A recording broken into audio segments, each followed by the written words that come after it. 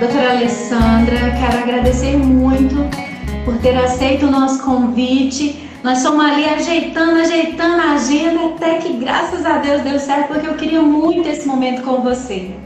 Obrigada mesmo.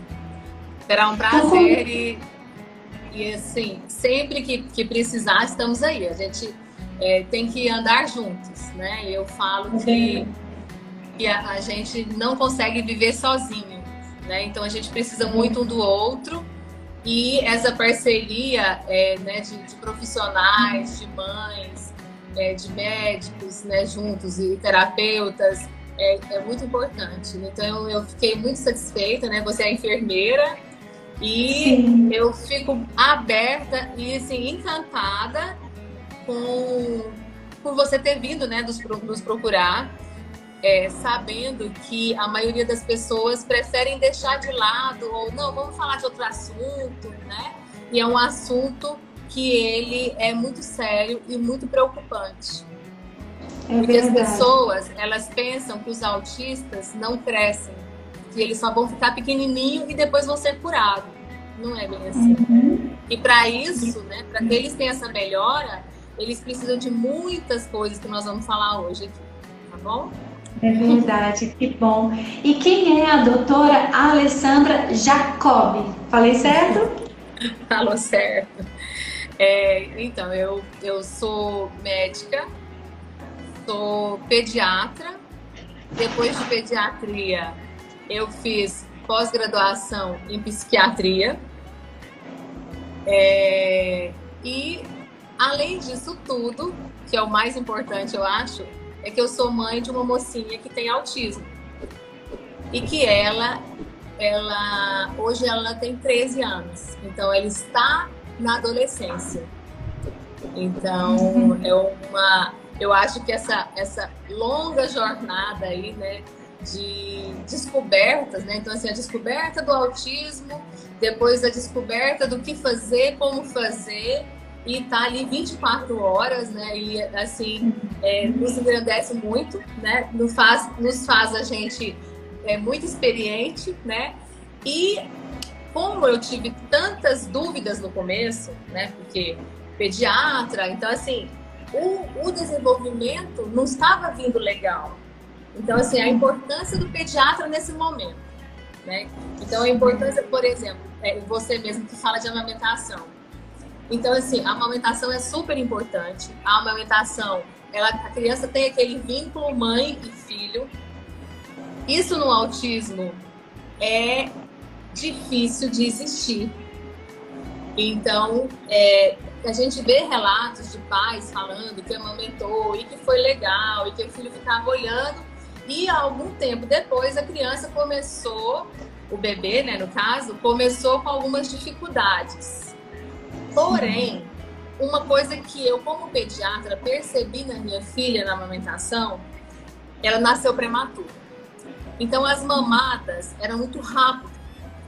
E aí eu ficava na dúvida, será que ela está satisfeita? Será que ela não está satisfeita com essa amamentação? E eu comecei a colocar um relógio.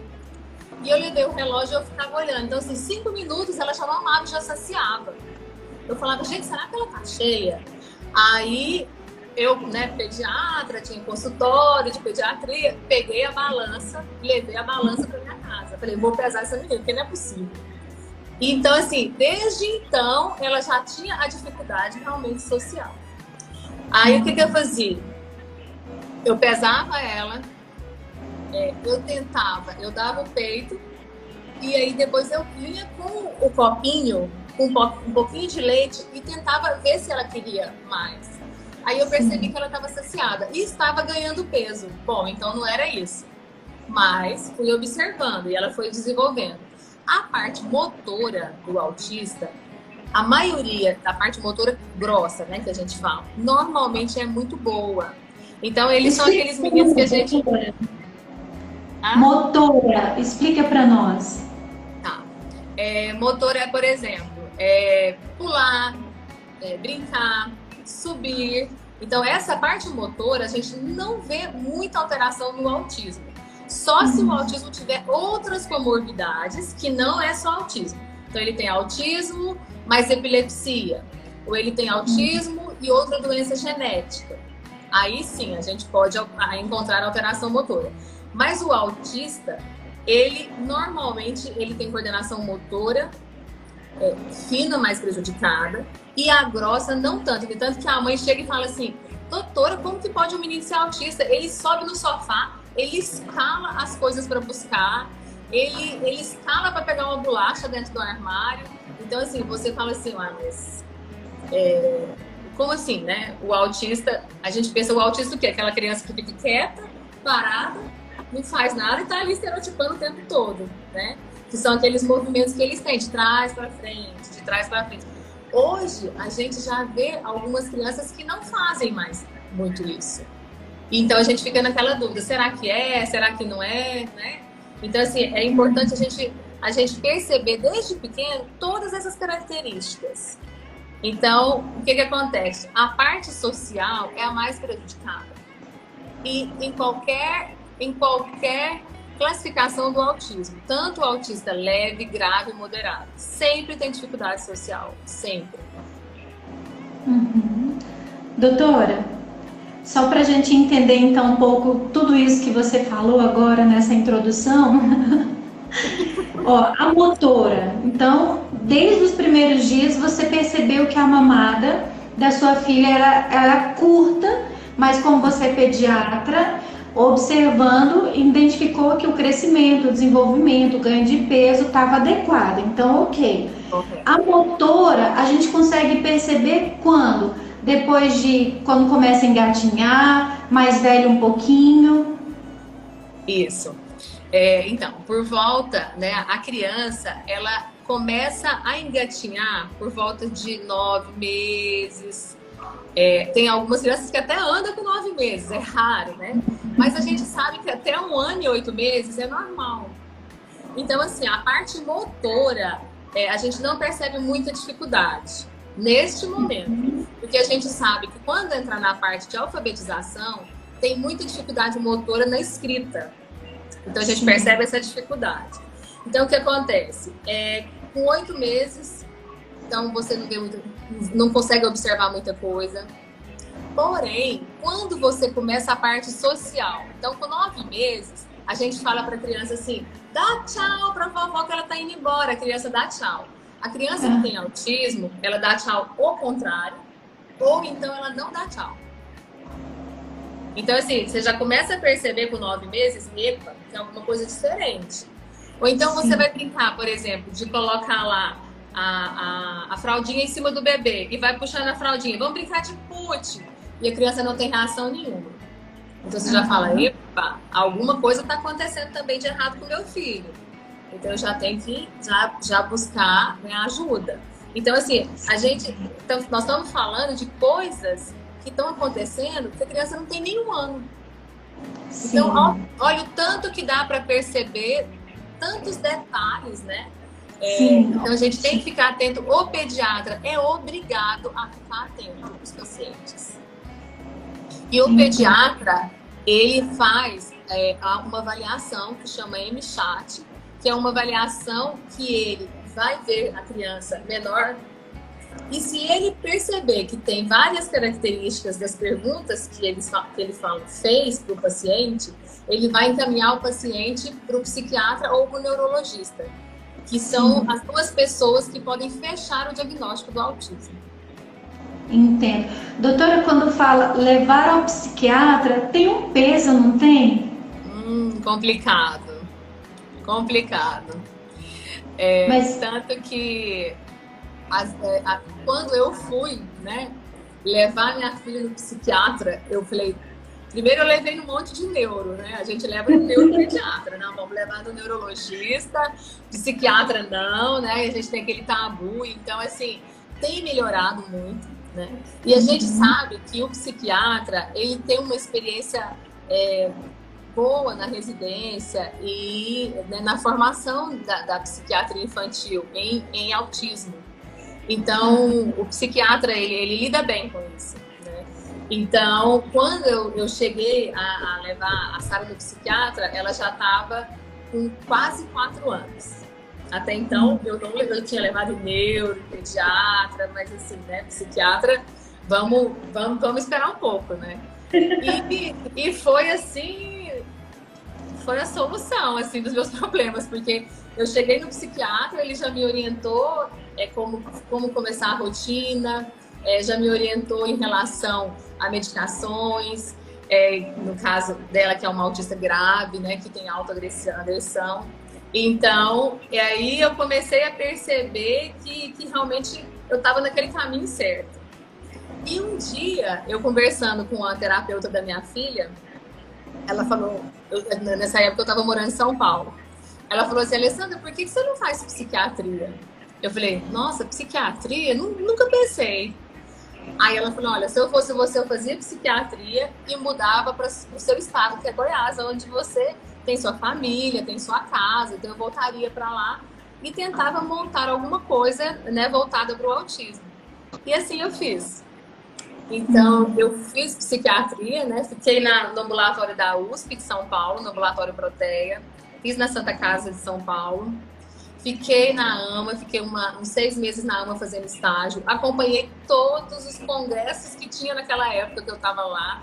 Quando eu não podia ir, meu marido ia, minha mãe ia, porque assim, a gente estava ali para estudar, para aprender, para a gente, né, voltar para a nossa cidade, como se diz. Então, assim, foi de grande valia e, assim, foi uma experiência muito grande que eu tive em São Paulo. E, infelizmente, a gente está aí engatinhando aqui em Goiás, né? Porque a gente não tem estrutura, a gente não tem profissionais. Então, assim, estamos engatinhando. Atualmente, a gente... existe algumas clínicas que estão atendendo, existem alguns profissionais, mas, assim, você pode contar no dedo quem são os profissionais. Então, assim, a gente precisa de muitos profissionais que venham para essa área, né? Muitos profissionais que venham e estar, né, com a gente, lidando com o autismo, lidando com as crianças que têm atraso de desenvolvimento, com as crianças que têm dificuldade, com o deficiente, porque essa área parece que quando as pessoas falam nisso, as pessoas falam assim, ah, não, eu vou fazer outra área da minha faculdade, eu vou trabalhar com hiperatividade, ou então eu vou trabalhar com depressão, vou trabalhar com ansiedade. Então, assim, quase ninguém fica nessa área, né? Então, é super importante a gente ter profissionais, né? Então, fica uma dica aí para todo mundo, né? Para toda a equipe, né? Para toda a equipe multi. Sim, toda a equipe multiprofissional. Hoje em dia, a gente precisa de nutricionista, arteterapeuta, musicoterapeuta, ecoterapia, terapeuta ocupacional, então assim, enfermeira, então assim, a gente precisa de uma equipe gigantesca. Então a gente precisa de todo mundo, né? A gente precisa dos cuidadores, e inclusive os cuidadores têm que estar bem.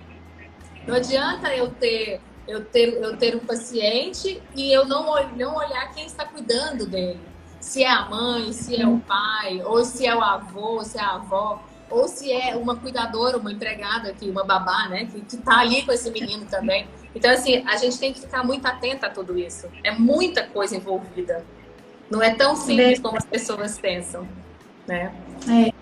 Então, assim, o autismo, então, o que é o autismo, né?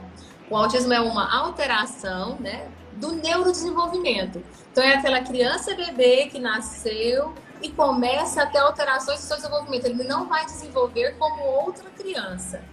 Então, aí a gente já começa a perceber as características e buscar a ajuda.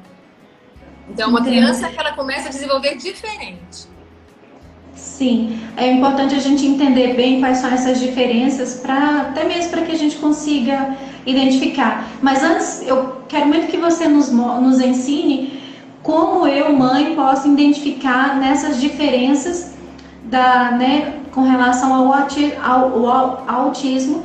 Mas eu queria que antes você falasse da AFAG, né? Tenho medo de no final não dar tempo. Então eu queria que você falasse um pouco sobre a associação que você trabalha, porque às vezes, doutora, tem uma mãe em casa agora que talvez vá perceber que tem alguns sinais e que talvez ela queira ajuda, e aí a AFAG pode ser essa associação acolhedora para orientá-la.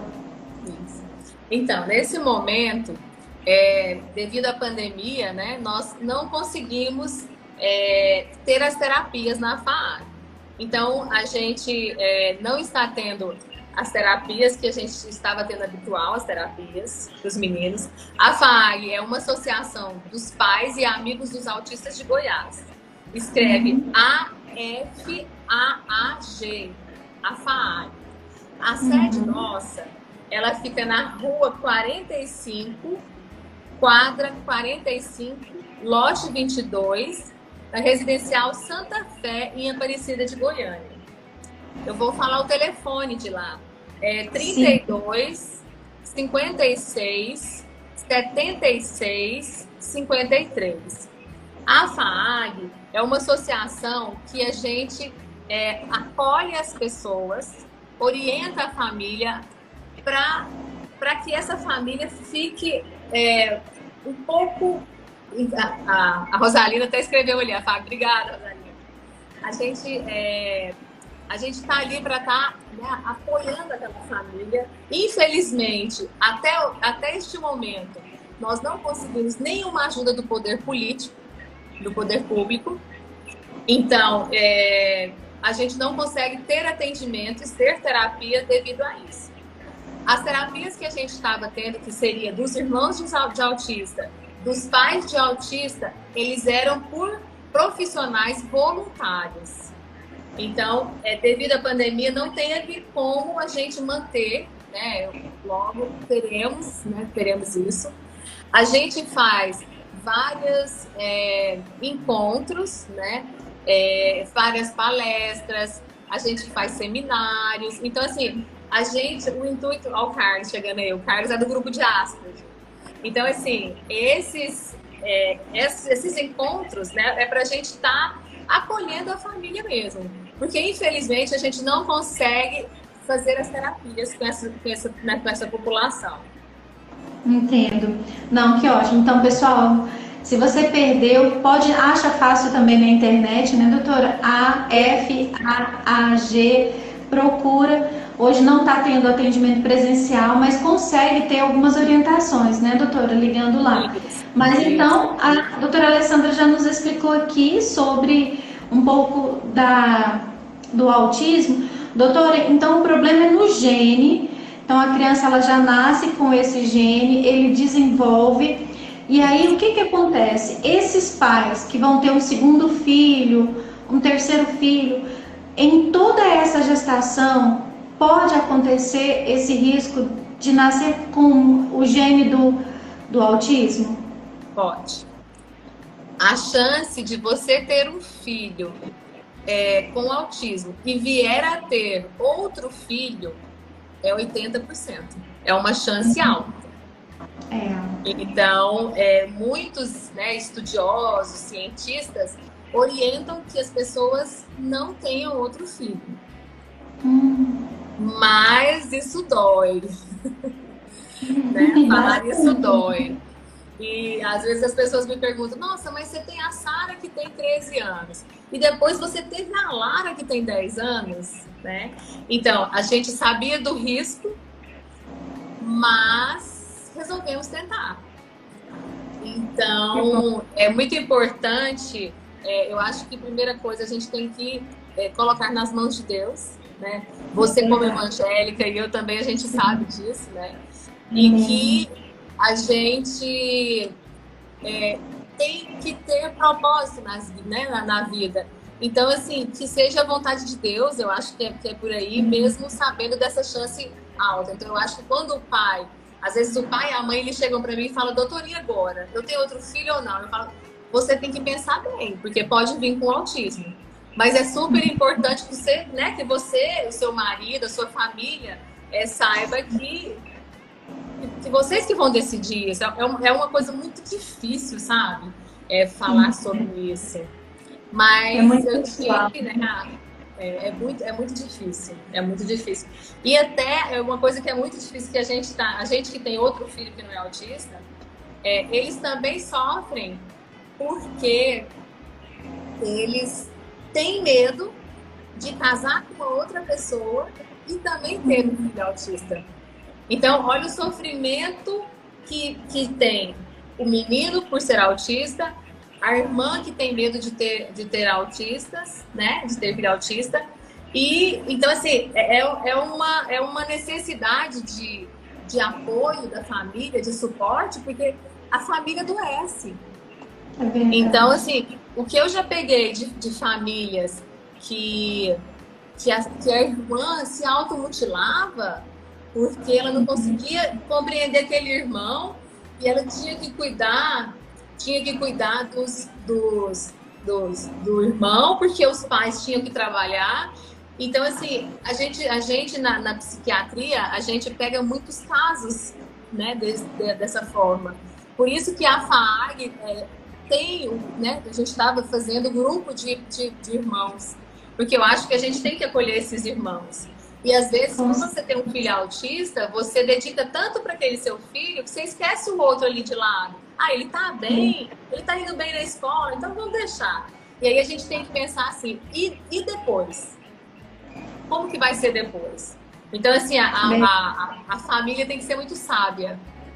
Muito sábia, tem que ter muita orientação, porque não é fácil. E a chance é muito grande de ter outro filho com autismo.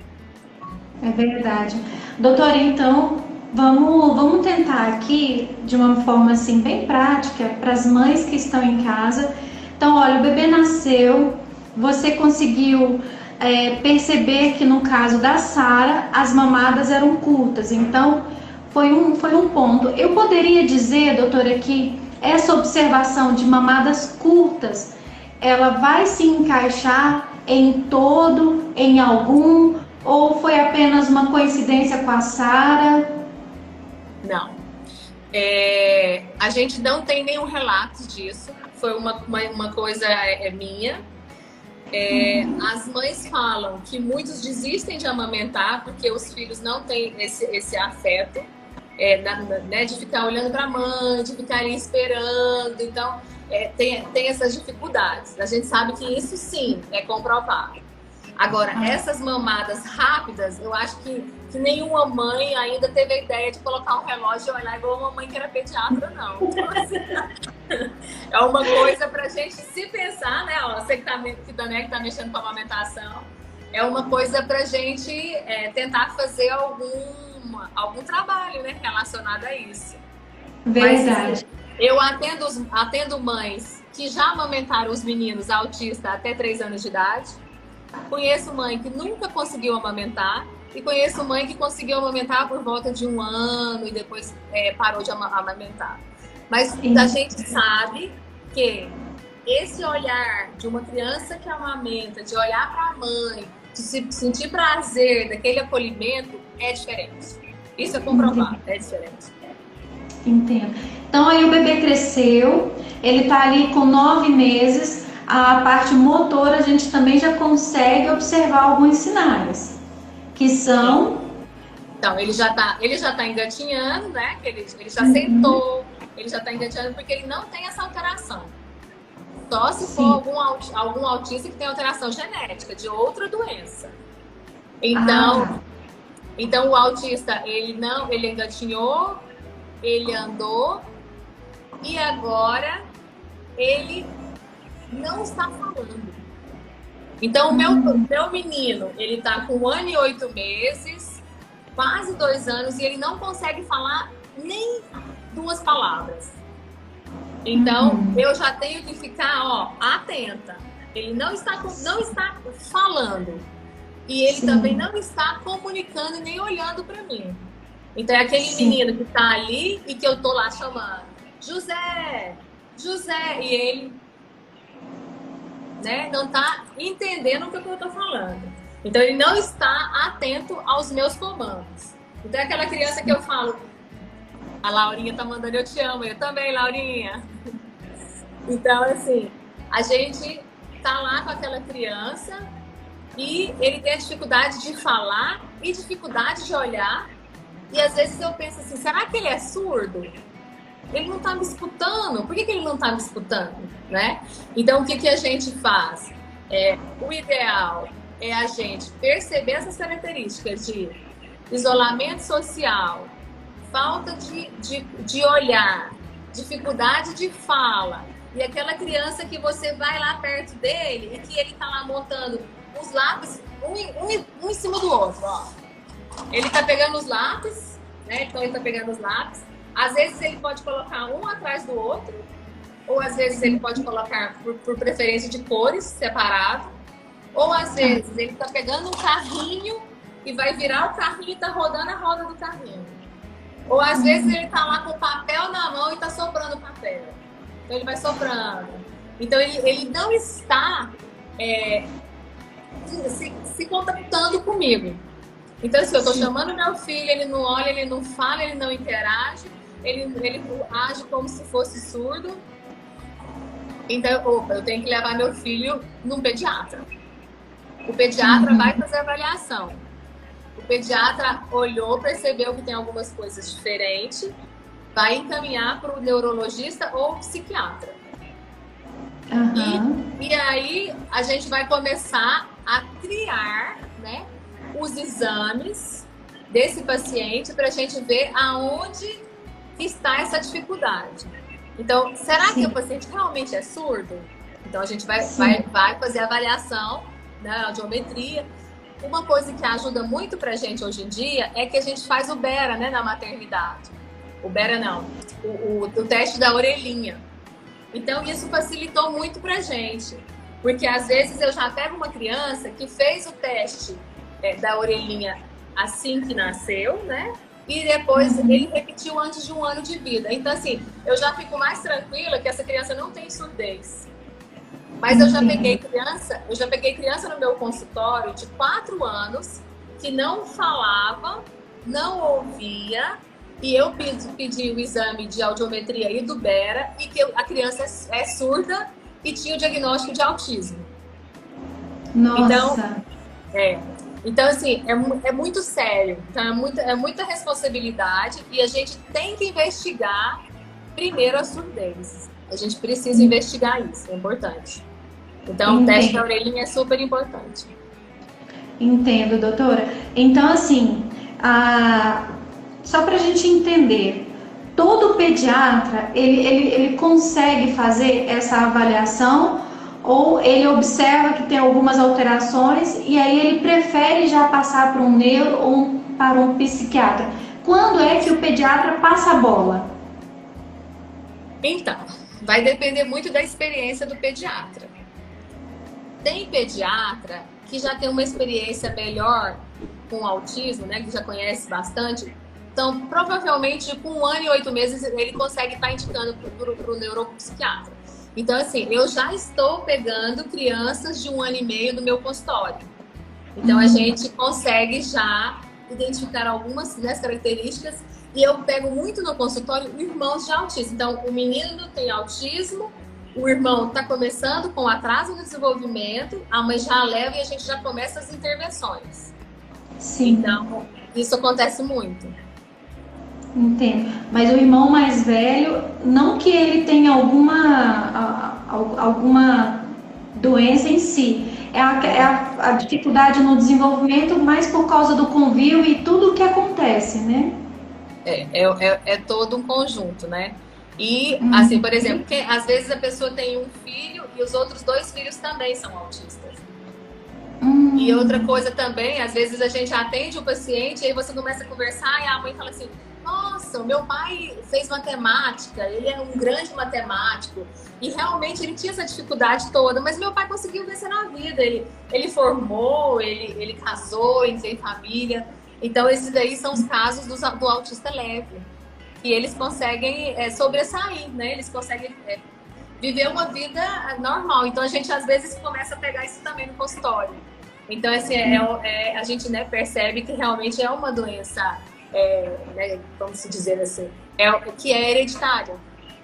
Né? Entendi. Então é um transtorno que ele pode ser, pode, né, realmente vir familiar. E a gente está cada dia atendendo mais pacientes que são dessa forma, né? Que a gente vai ver, aí tem alguém na família, tem mais 2 primos, tem mais um irmão, então é bem comum.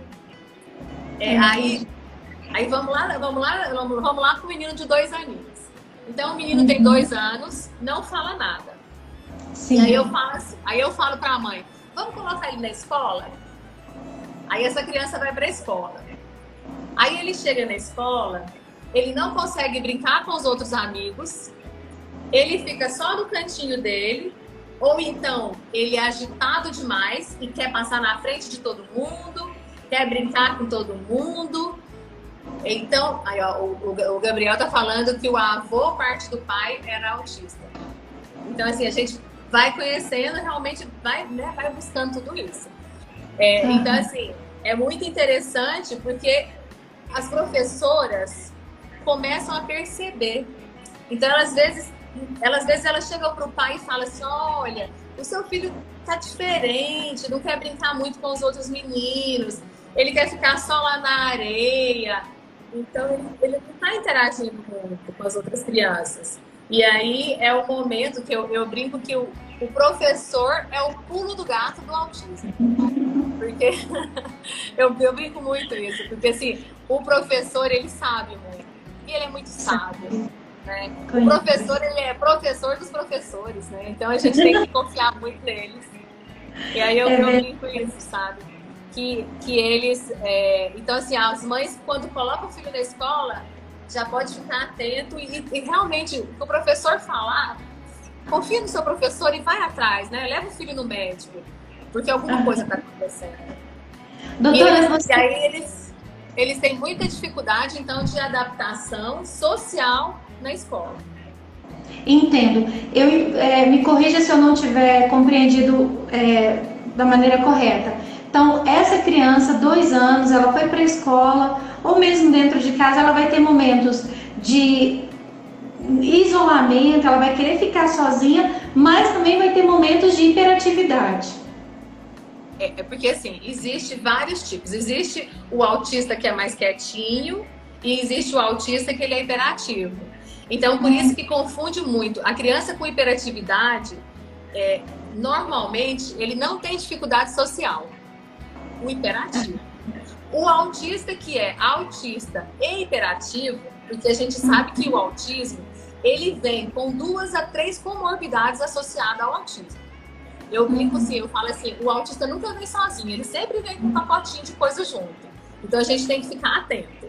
Então o autista, ele pode ter uma dislexia, o autista, ele pode ter alguma alteração de desenvolvimento de aprendizado. Então, assim, sempre tem alguma coisa ali associada. Então, o que acontece? É aquela criança que às vezes é hiperativa demais, que não tem medo de nada, que eu levo meu filho no supermercado, ele tem 2 aninhos, de repente eu olho, meu filho saiu, perdeu, foi pra lá. Então, ele não tem medo de nada. Eu tô andando na rua e ele não para. Ele vai andando, ele vai seguindo. Eu vou, por exemplo, no supermercado, ele não fica com a mãe. Se for o caso do autista mais agitado. Se for o autista mais quietinho, ele fica na cadeirinha sentado.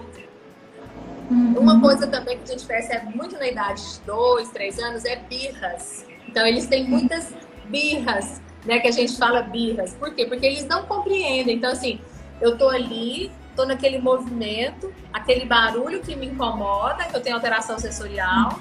Eu não consigo usar máscara, porque é muita alteração sensorial. Eles têm muita alteração, então aquilo incomoda, né? Ele tá ali com aquela máscara. Então, às vezes, a gente vê uma criança dessa forma, por exemplo, no supermercado, você fala assim, gente, que menino mal educado, menino dando birra, o menino caindo no chão, né? Uma coisa que acontece muito, por exemplo, a minha menina agora na idade de 13 anos, ela tá com muita dificuldade dos ambientes. Então, por exemplo, ela vai para o Subway, que ela gosta muito de ir para o Subway. Ela vai e ela quer sentar sempre no mesmo banco, na mesma cadeira. Então, assim, a gente chega no lugar, as pessoas não entendem que ela é autista, ela gosta de sentar naquele lugar, ela tem rigidez de mudança, então ela vai ter que chegar e vai ter que sentar naquele lugar. Então, assim, a gente já tenta orientar as pessoas. Claro que a gente tem que tirar a rigidez, né, desses pacientes, mas não é fácil. Eu Outra acredito. outra alteração também que eu tô lembrando assim pra gente, para as mães que escutarem, né, ficar atenta. Sim. Eles têm muita alteração com etiqueta, não gosta de etiqueta de roupa, não gosta de roupa incomodando, não gosta de usar brinco, não gosta de nada apertando, não gosta de som alto, não gosta de muita luz, então eles ficam piscando, né? Eles gostam muito de coisas que giram. Por exemplo, você tá lá e aí você põe a roupa para lavar e a criança fica assim, ó, adorando a máquina mexendo, fazendo movimento. Então eles gostam de coisa que gira. Hoje mesmo eu conversei com uma mãe, ela falou assim, a minha filha só aprende quando a gente põe ela de cabeça para baixo, porque ela gosta de ver o movimento. Então, assim, são formas, né, diferentes que a gente percebe nos autistas. Ah, eles estão falando aqui de alergia alimentar. Isso também. Muitos autistas, eles têm seletividade alimentar. Então, eles comem só um tipo de comida, ou eles comem só biscoito e bolacha, ou eles comem só miojo. Eles não gostam de experimentar coisas novas. Então, assim, às vezes eles têm medo de experimentar. Às vezes eles têm incômodo com aquele cheiro do alimento. Então, assim, às vezes a mãe chega e fala assim, doutora, eu não sei o que está acontecendo, meu filho só come arroz. Então, assim, é uma coisa que você tem que ficar atenta. Alguns têm, sim, alergia alimentar, como você está falando aí, né? Então, assim, eles têm muita mesmo, assim, alteração, muita sensibilidade em relação a isso. E é uma coisa bem preocupante mesmo.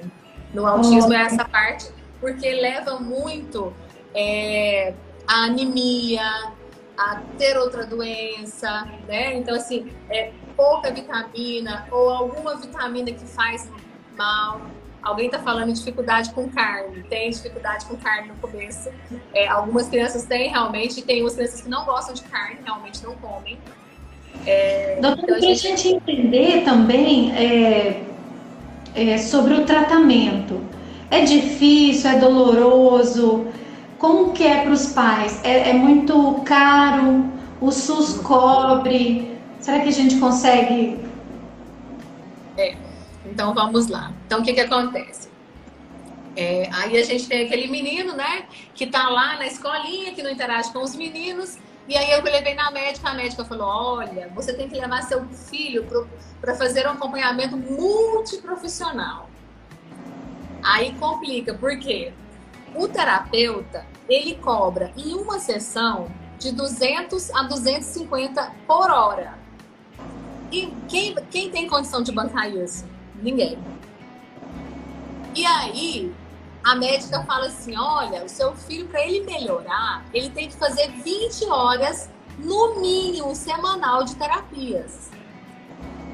E aí ele precisa de toda aquela equipe que nós falamos no começo. Então, assim, vai ficar uns 25 mil. Nossa! Isso não fica. E aí a gente fala, meu Deus, e agora? Né? Para onde que eu vou? Aí eu vou pro SUS. Tem alguma coisa no SUS? Nada. Aí eu vou fazer o que com esse meu filho? Eu vou entrar em desespero. E hoje em dia a gente está, né, lutando para que tenha aí os centros de referência, para que tenha as clínicas. Então a gente fica, né, assim, sempre buscando. Uma coisa que está acontecendo em Goiás, que eu achei legal, mas eu acho que tem que ter algumas mudanças, são algumas clínicas estão atendendo os meninos pelo plano de saúde. Só que é muito pouco tempo, porque assim, um autista, para você, o professor Taquinha tá aí com a gente, né? Ele é professor de capoeira e ele faz um trabalho bem legal. Parabéns aí pelo seu trabalho. Então, assim, é muito importante a gente entender que para um autista se organizar e começar a entender aquela terapia que está fazendo e enganchar naquela terapia, ele vai gastar meia hora no mínimo para isso. Então, uma terapia de meia hora, uma terapia de 1 hora, não existe. A terapia para o autista, ela tem que ser, no mínimo, 2 horas. O ideal, né, seria aquela criança estar ali, ó, vai para um terapeuta, fica 2 horas com um, vai para outro, fica 1 hora, para ele enganchar das terapias e ele conduzir com forma, né, que o cérebro tenha esse aprendizado. Então, assim, a gente está buscando, né, isso. Inclusive, nós estamos aí com a casa terapêutica, né, a gente está montando aí, né, a clínica, e a gente está buscando ajuda, porque, assim, a associação, ela não consegue bancar isso. Eu não consigo colocar profissionais para eu pagar R$200 a hora, né? Então, infelizmente, é complicado, né? Então, a gente precisa de ter centros, né, para os meninos, e a gente tem que arrumar outras clínicas, né, que abram espaço, que atendam esses meninos com um tempo maior, porque é muito caro isso para o pai. E hoje em dia, por exemplo, ano passado, a gente teve, se não me engano, 3 ou 4 mães que tentaram suicídio. Meu Deus. Teve, se não me engano, 2 mães que se mataram. Então, assim, é desesperador. E, se não me engano, teve 2 mães nos Estados Unidos que mataram filhos porque disse que não aguentavam mais ver o filho sofrer. Nossa. Então, assim, é muito difícil. A realidade, né, que a gente tem uma fone aí falando também, é muito difícil o que a gente vive, né, a nossa realidade, e a gente tem que falar. Eu costumo falar aí para as pais, porque, assim, o pai e a mãe, quando tem o diagnóstico, que ele começa a perceber toda essa dificuldade, ele prefere trancar o filho dentro de casa. Nossa. Porque realmente lutar é difícil, correr atrás é difícil. E aí, o que acontece? Eles preferem, né, vamos deixar meu filho, e assim, às vezes eles vão melhorar. E fica esperando, aí chega 6 anos, nada, chega 7 anos, nada, chega 8 anos, o menino do mesmo jeito, andando de um lado para o outro, fazendo um movimento de flap na mão, não se regulando, não olhando no olho, né? Então, assim, ele tem todas as características. E aí, quando eu vou lá levar o meu filho, agora eu aceitei, ele tá com 12 anos, ele é autista mesmo. Aí eu chego lá nesse momento, e aí, olha o tanto de coisa que eu deixei para trás, olha o cérebro desse menino que podia ter melhorado muito, porque a gente sabe que até 7 anos, né, a gente tem uma velocidade ótima para aprendizado, e depois vai diminuindo. Não estou falando que a gente vai parar de aprender. Eu falo que até um autista idoso aprende. Todos aprendem. Então, assim, a gente poderia estar ensinando um monte de coisa para essa criança que a mãe foi aceitar e levar o filho dele quando estava com 12 anos, 13 anos de idade. Entendo. Doutora, e para as mães que estão nos vendo depois de tanto depoimento, né? Que eu sei que, principalmente quando fala questão genética, acho que pesa um pouco também de culpa, né? Mas como mãe, como profissional, eu queria que a senhora deixasse aqui um recado de motivação, de encorajamento para esse pai, para essa mãe, que apesar de ser tudo tão difícil, tão dispendioso, mas eu tenho certeza que você tem muitos relatos de desenvolvimento, de milagres mesmo acontecendo. Isso. Eu acho que a primeira coisa que a mãe precisa, o pai precisa, a avó precisa, é entender sobre autismo. Então eu brinco com as mães que eu falo assim, eu quero mãe que chega me perguntando, porque eu quero que vocês me perguntem, porque vocês têm que estudar. A gente tem que saber, né, sobre autismo. E eu sempre peço para que elas procurem a Deus. Eu acho que sem Deus não tem outro caminho. Então, a gente tem que buscar né, uma ajuda. Então, assim, a gente sofre muito porque os nossos filhos não são aceitos em várias igrejas. Então, é muito difícil a gente conseguir aquela igreja que acolhe, né?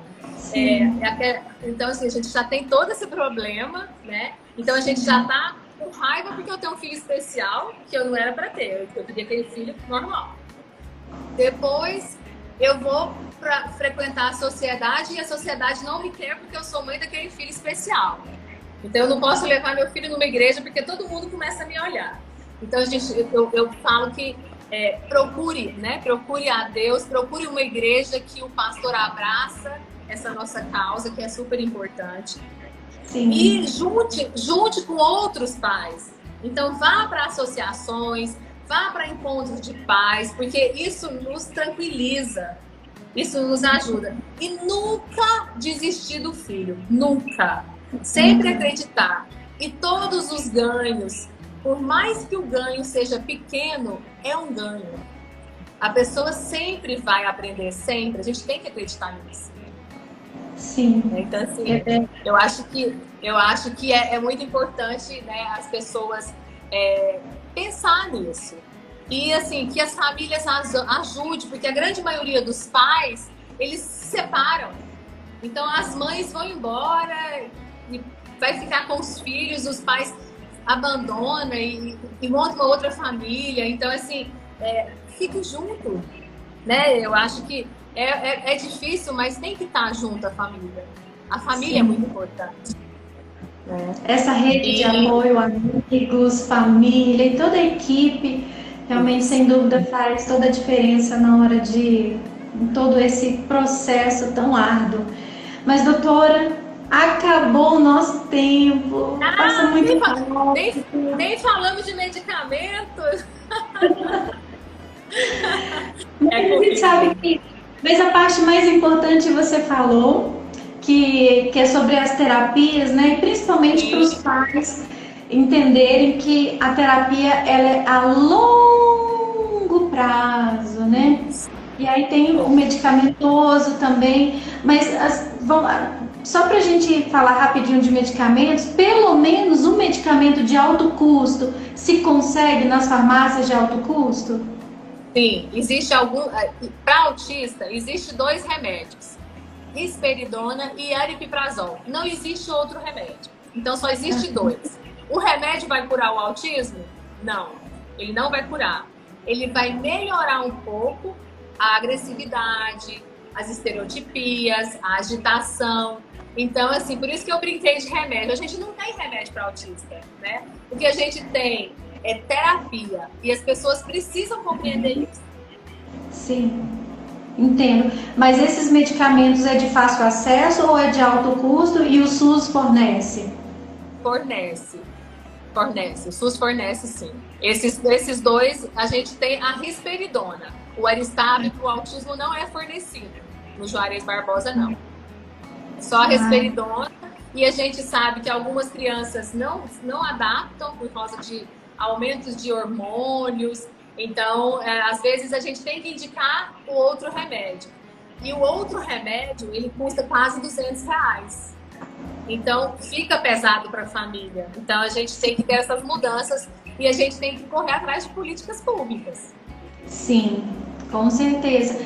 Mas então, porque pelo que a gente entendeu, né, doutora, é difícil de fechar o diagnóstico autismo, porque o autismo ainda se divide em algumas ramificações, mas identificando, já entra imediatamente com medicação, com toda a terapia. Isso. Identificando o autismo, você já começa a trabalhar as habilidades sociais dessa criança, você já começa a correr atrás dos terapeutas, já coloca essa criança para inclusão social. Não deixe de levar ele na igreja, porque as mães não levam mais na igreja porque elas acham que não vou levar. Não deixe de levar seu filho no parque porque ele é autista. Não deixe de levar seu filho no supermercado porque ele é autista. Porque as pessoas têm que aprender do autismo. A gente precisa trabalhar isso, diminuir esse preconceito. E a medicação é o último caso. A medicação, a gente só dá a medicação quando não tem outro jeito. Então, não tem solução para que melhore essa agressividade, vamos dar. Não tem jeito, porque ele não dorme. Vamos dar uma medicação. Ele precisa aprender no outro dia. Ele precisa estar bem no outro dia. Então, né, quando tem nessas complicações, a gente tem que entrar com a medicação. Correto. Mas sem essas comorbidades, a gente não entra com medicação. A gente faz terapia. A gente faz terapia sabendo que a terapia tem que ter, no mínimo, 20 horas semanal. Sim. Não, entendi. Não, então tá. Faça suas considerações finais antes que esse bendito Instagram derrube a gente. Então, assim, eu queria te agradecer, né, novamente. Foi muito bom. Eu te conheci, né, na Igreja Batista. E o pastor da igreja, ele sempre nos acolhe, né? Uma pessoa maravilhosa. A gente tem autistas, né, que frequentam lá, então assim, eu fico muito feliz em poder ajudar vocês. Já fomos à igreja, já demos palestras, né, sobre a inclusão da igreja. Então, assim, a gente, né, temos que acreditar. Temos que acreditar. Então, acredite no seu filho, isso é o mais importante. Com certeza.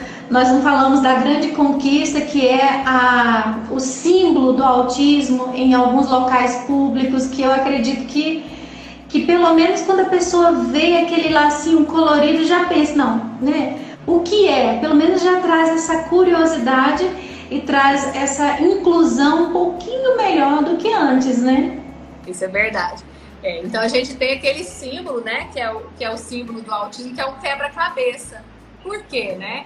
A gente sabe que realmente tem muitas, né, características, né, muitos sintomas. Cada autismo é de um jeito, então realmente é um quebra-cabeça para a gente colocar todos eles ali, né? Então, por isso que eu tenho o símbolo do quebra-cabeça. Então, assim, aonde vocês virem o quebra-cabeça, né, que dê a preferência para essa criança, ou para esse adulto, ou para esse idoso que é autista. Porque ele tem as suas dificuldades sensoriais, então ele precisa estar na frente na fila, porque ele tem que ir embora, ele não aguenta muito barulho. Então vamos atender aí, entender, né, essas pessoas para que eles tenham melhor qualidade de vida e estejam na sociedade com a gente. A gente precisa disso. Que bom. Tá bom? Alessandra, muito, muito obrigada por sua participação, disponibilidade. Nos agregou muito valor, todo o conhecimento que você nos passou de maneira assim tão prática, ao mesmo tempo que foi simples para a gente entender, mas foi muito profundo, sentir toda a emoção que você nos transmitiu. Muito obrigada. Obrigada a você e conte comigo. Muito obrigada. Obrigada. Vamos marcar então para continuar falando um pouco mais sobre. Tá bom. E grava a live para a gente postar. É importante para que várias pessoas, até que não tiveram a possibilidade de estar presente hoje, possam escutar. Sim, com certeza. E eu gostaria de agradecer a todos que estão aí. A Rosalina, o Álvaro, o Carlos, a Rose, a Ana Laura, a Andréia, o Neto. É muita gente, a Esther também. Muito obrigada a todos, né, que estão aí presentes. Obrigada. E vamos agradecer ao seu esposo também, né? Seu esposo que está nos ajudando. Vem cá, Rosinha, para a doutora te ver, nos bastidores. Pois vamos agradecer todo mundo. Aqui é a nossa equipe, ó. Oi, tudo bem? Que bom, muito obrigada. Foi ótimo, brigadão. Doutora, um beijo, muito obrigada. Obrigada eu, tchau. Gente, vocês gostaram da nossa live de hoje com a doutora Alessandra? Para mim foi muito bom, para mim foi assim uma emoção só.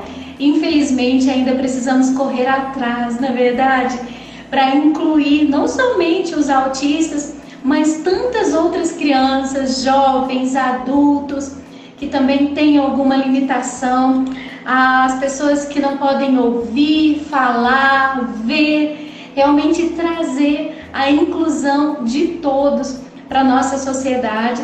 Como a Alessandra falou, na nossa igreja tem uma família que tem uma criança autista e para nós é importante até mesmo para ensinar os nossos filhos, orientá-los sobre, mas para isso a gente precisa saber também, né? Eu tenho uma filha diabética e aí a gente começou a entender um pouco sobre essas limitações, os lugares, o que comer, o que fazer em casos de uma situação de risco, como se portar ali naquela situação. Então eu acredito muito que a informação ela vai fazer toda a diferença na nossa sociedade. Eu acredito que amar, cuidar, ter essa paciência, essa rede de apoio, não somente com a criança, mas também com a mãe, com o pai, porque realmente é desafiador. Não somente crianças autistas, mas tantas outras crianças que também precisam muito do nosso carinho, do nosso respeito e poder estar ajudando. A todos vocês que nos acompanharam até aqui, muito obrigada. E amanhã nós continuamos essa semana incrível de lives. Nós vamos falar sobre teste do olhinho com o Dr. João Vicente, oftalmologista pediátrico, e eu tenho certeza que vai ser mais uma live fantástica, assim como foi hoje com a doutora Alessandra. A todos, muito obrigada e um beijo no coração de todos vocês, viu? Tchau, tchau!